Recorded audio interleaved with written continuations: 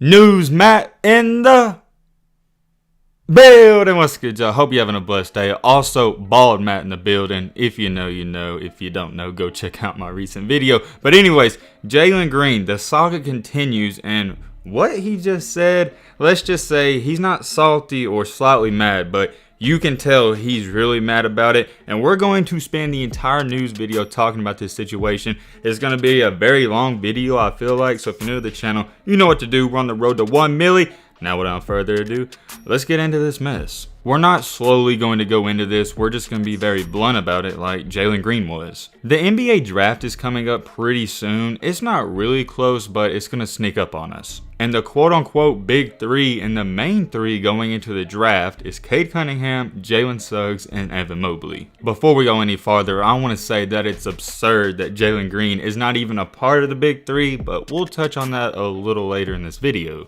I don't know, maybe you would, but me personally, I don't consider Green a very active person on social media. Yes, he posts here and there, but it's nothing crazy. Also, to go along with that, throughout his entire basketball career, he hasn't been in any drama that I can remember, and he's always staying out of trouble. He stays to himself, and honestly, that's the best thing a basketball player and a top player can do. But however, out of nowhere, he tweeted out something and said something that caught me off guard and caught a lot of people off guard. Let me put it this way, it wasn't like Jalen to say this. Maybe he thinks this, but you wouldn't expect him to say what he said. Here's what he said. I know for a fact, if I would've went to college, it would've been a different talk about who going number one, ...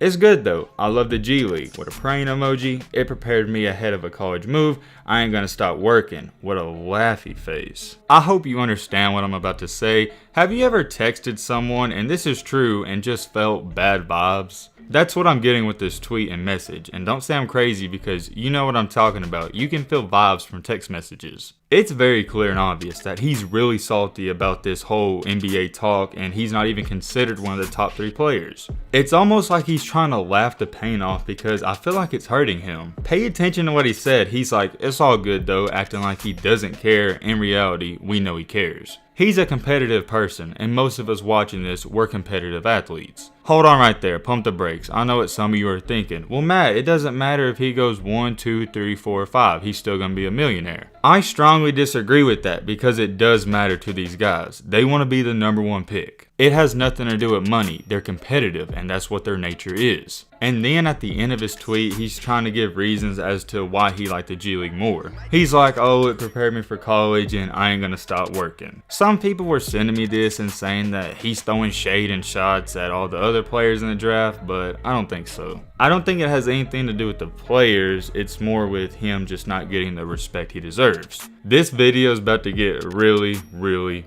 and I mean really interesting. Some of the things I'm about to touch on, I've touched on in recent videos, but I understand not everybody's seen them, so if it feels like I'm repeating myself, that's why. I gotta say the stuff I've already talked about, so that way it goes with the current topic I'm going to talk about. Okay, so the big 3 and the top 3 prospects without a doubt in everybody's mind and in everybody's mock draft is Jalen Suggs, Cunningham, and Evan Mobley. We're not even going to talk about Evan Mobley because he's a center and that's a completely different discussion. We are going to focus on Suggs, Green, and Cunningham. All 3 of the players we're talking about are point guards, and all 3 of them were in the same class, which is the class of 2020. In the class of 2020, Jalen Green was the #1 overall prospect and player. Mr. Cunningham was the 2nd overall player. And last but not least, Jalen Suggs was the 6th best overall player. Remember, all point guards all in the same class. And they're all roughly the same size. No, they're not identical, but all of them are near 6'5", 6'6". Here's why I understand why Jalen is so mad, and he may be even more mad than what he's saying. It makes absolutely 0 sense whatsoever, and when I tell you what I'm about to speak about, if you disagree, I don't know how. If Jalen Green is the #1 overall player, theoretically, for a guy behind him to pass him, Jalen would have to have a worse year, or the guy behind him would have to have a way better season. If Green and Cunningham have similar seasons and they're almost identical, it makes 0 sense for you to put Cunningham above him. The same thing for Jalen Suggs. If he's ranked behind Jalen Green and people think Jalen is better than Suggs, for Suggs to pass him, Suggs would have to play better. I know you guys don't agree with everything I say on this channel, but I think we can agree on that.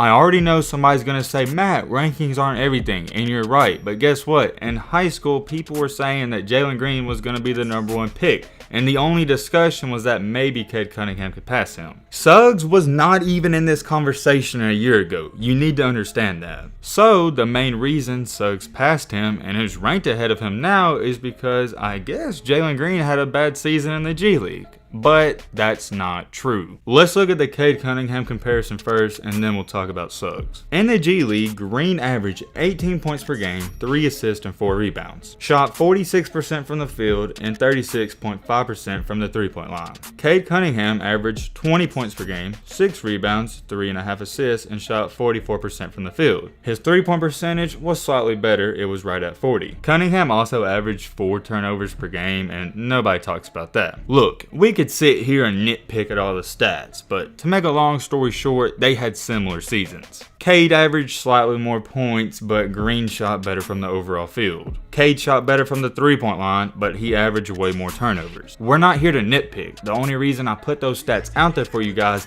is so you can understand that they had the similar season. Theoretically, and it's not even a theory, the only thing that makes sense is that if Jalen is ahead of Cade Cunningham, the only way Cade could have passed him is that in this current season he would have outplayed him and outperformed him. But no, that didn't happen at all. They both had good years. So how can you justify and say that Jalen should drop in the mock draft and he's not even in the discussion? And oh yeah, we can't forget to mention that Green was putting up these crazy good numbers against better competition and people that are already about to be in the NBA. College competition is good and Cade had a great season, but I mean, it's not as hard as the G League. You can feel and see why Jalen Green is furious about this. Even I'm mad about it, and it's not even about me. We wouldn't even have to make this video if, let's say, Green had a terrible season. It's the fact that he had a good/great season, and now people are like, oh yeah, he's gonna fall to number 4 or 5. He's not even in the discussion. But, with all that being said, I'm not gonna act like I don't know the answer to this and why it's the way it is, because I do.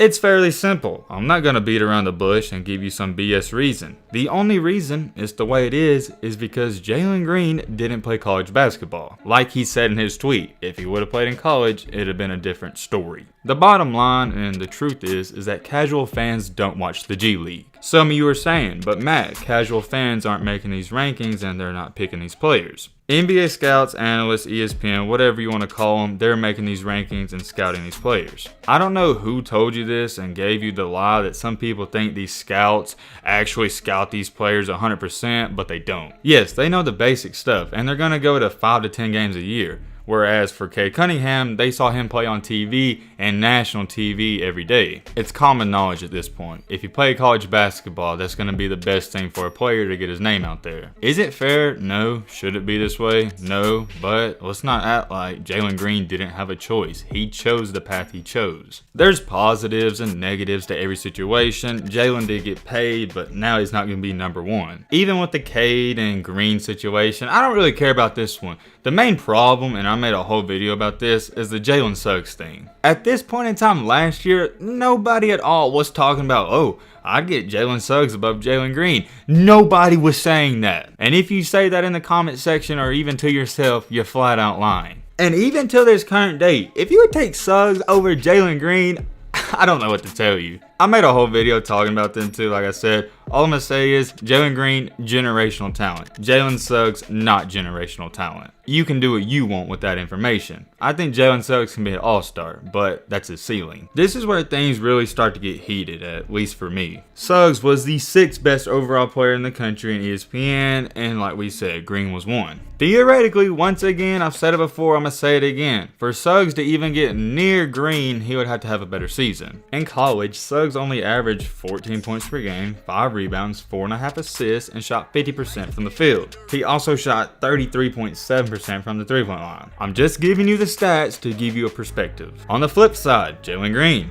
18 points per game, 4 rebounds, and 3 assists, shot 46% from the field and over 36% from the three-point line. So how in the world, if Jalen Green had a better season in the G League against harder competition, is Jalen Suggs projected to go higher than him? I'm not mad about Jalen Suggs being projected to go higher than him. He's a great basketball player. What I'm mad about is that last year he wasn't even in the conversation. The only reason people are saying they want Suggs and these NBA teams want Suggs is because he had a great March Madness and it was on national TV. I'm not taking away from Jalen Suggs or Cade Cunningham's season. They had a great college year. All props to them. It makes no sense for these NBA teams a year ago to say Jalen Green's by far the clear-cut favorite to be number one. A year later, he has a great year. The other guys have a great year, so they shouldn't pass him. But now they passed him. Like, what? You can't make this up. People are bad at being prisoners of the moment. I know some people aren't going to understand what that means, so let me give you an example. We as people, when we're witnessing greatness, we think it's the greatest thing ever, so we forget about what happened 5 to 10 years ago.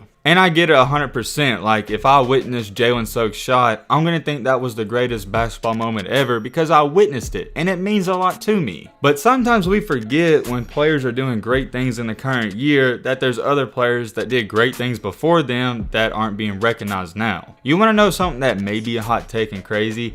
I bet if Jalen Suggs didn't even play in March Madness, let's say Gonzaga didn't make the tournament, I bet he wouldn't even be a top 7 pick. People think because he carried Gonzaga to the championship and had a great run, he's the greatest point guard ever. Those same people have forgotten that there's a guy that's taller than him, can jump higher than him, statistically can shoot better than him, and do almost everything as good as him that was in the G League dominating. But nobody wants to talk about that. They just want to talk about that half-court shot and how Jalen Suggs carried Gonzaga, and he had other teammates that had better seasons than him, so that's ridiculous to even say. This video started out with Jalen Green being mad about the situation, but now I'm mad about this situation. I feel like I haven't made this clear in this video, so I'm gonna clear up the elephant in the room. I don't have a problem with Cade Cunningham going number one. Him and Jalen Green is almost like 1A, 1B. My problem and the point of this video is that people have Green falling out of the top 3. It's looking like that's gonna happen, and let me tell you, that will be the biggest mistake. No way I'd take Jalen Suggs over Jalen Green. There's no way. To put the cherry on top, I do want to say this. If Green would have went to college, I almost guarantee you he would have averaged 25 points per game. The sad part about this situation too is that people are trying to find different routes to get to the NBA and get paid for it, but it still looks like college is the best path. Even though these athletes aren't getting paid, if you want to get to the NBA and be a top pick, that's your best choice. I'm very curious about this situation though. Let me know in the comments what you think about all of this. But with all that being said, that's going to wrap up this video. Hope you guys enjoyed. Hope you guys learned something. If you're new to the channel, what are you doing? Join the family. We're on the road to 2 million. And as always, let's be great. I'm out, y'all. Peace.